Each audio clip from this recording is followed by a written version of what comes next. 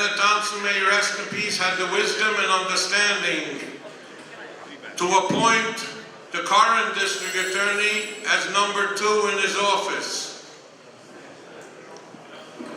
And we thank him for that, because unfortunately he passed away at a young age, and we'll always remember him.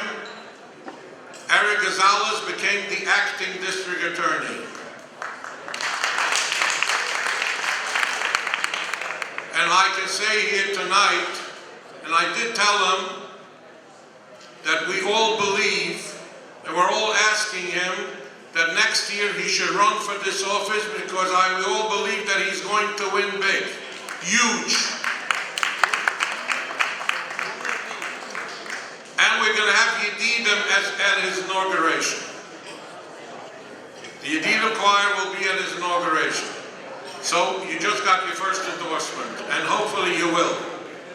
So I have the honor and privilege of asking the Honorable DA, Eric Gonzalez, to come up to the podium.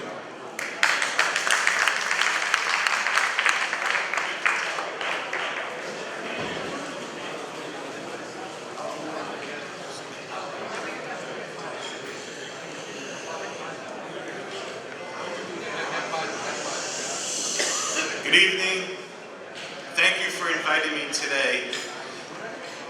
So it may seem unusual for a sitting district attorney to come to an event like Dror, because, typically prosecutors are considered to be tough on crime, and organizations that work on reentry and work on diversion often don't mesh with what a prosecutor wants their image to be.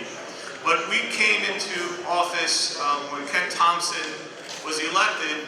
He ran on trying to reform the criminal justice system.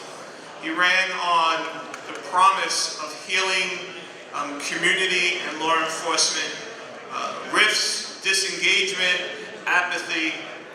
So, as his number 2, I worked very closely on programs that were meant to help heal the community from the disengagement that it felt from local law enforcement.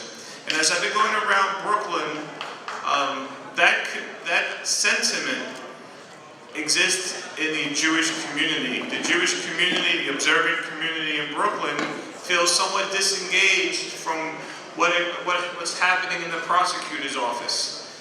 They don't feel that there was a voice, that the voice of the community was being heard, that the voice of the community was being listened to. My priority as the district attorney is very clear, and it's paramount to, it's the safety and security of the community.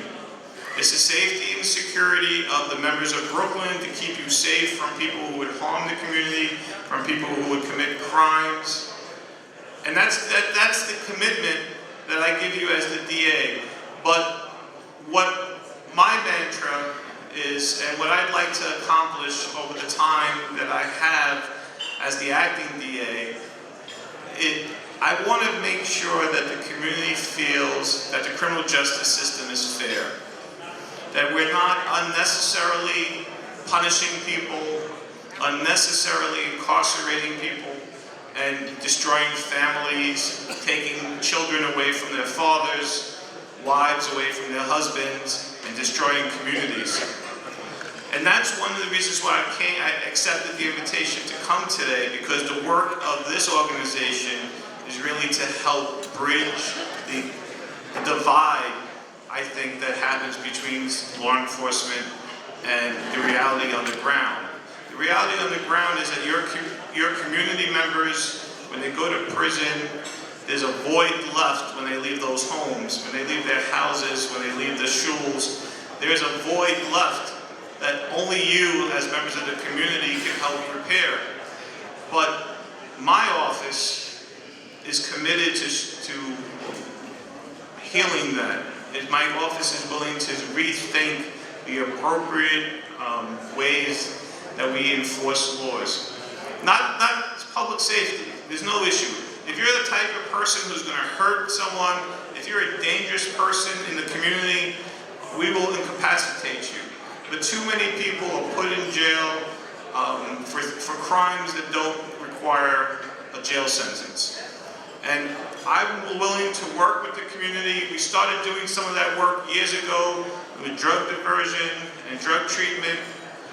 But there's a lot of areas where we need to come together and have the community have a voice in how laws are applied in the community. So what have I done? I've gone around the communities and I've met stakeholders, I've met rabbis, I've met other leaders in the community, because I wanted the community to know that the office was open to hearing the concerns of the community, that the concerns of the community would actually be listened to and would be considered in the outcome. I believe in restorative justice, and the motto of restorative justice means that the victims of crimes and the community, they need to be listened to. So I'm here to say that I'm hoping to have a partnership with the various communities within Brooklyn, that we can work together to find things that we can work on. So one of the things that we talked about in another meeting that I was at was that there was not a sober house that served the observant community. And I think that's a great idea, and I think it's needed. And so that's an idea that I would like to partner with people in the community to bring those kind of services to the community.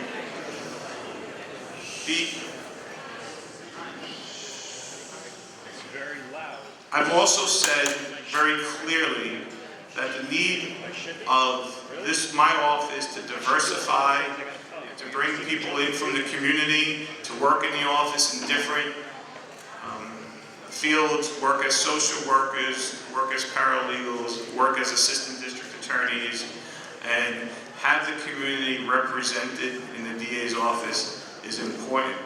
Because the office can't fairly represent the borough of Brooklyn without having people from all parts of Brooklyn serving in the office. So these are the kind of things I want all of you to take into consideration when I come around Brooklyn, that I'm looking for people to work in partnership with. I'm looking to help support the programs. You have your reentry programs. We have reentry programs. Is the Brooklyn DA's office reentry program? Can we work with your reentry program? Can we work with children in the community? These are the issues that I think are important as a DA that DAs normally don't speak about. DAs normally speak about being tough on crime. We'll be tough on crime as appropriate. We'll keep the community safe. We'll pay attention to quality of life issues that help destroy the community. But what you're doing here and why you're raising money tonight is to make sure that you're helping fellow members of your community, and that should not be done solely by this organization and not have a role with the DA's office to come in and have a voice. All right. Dror fits perfectly with my vision of what I think a fair and just DA's office will look like.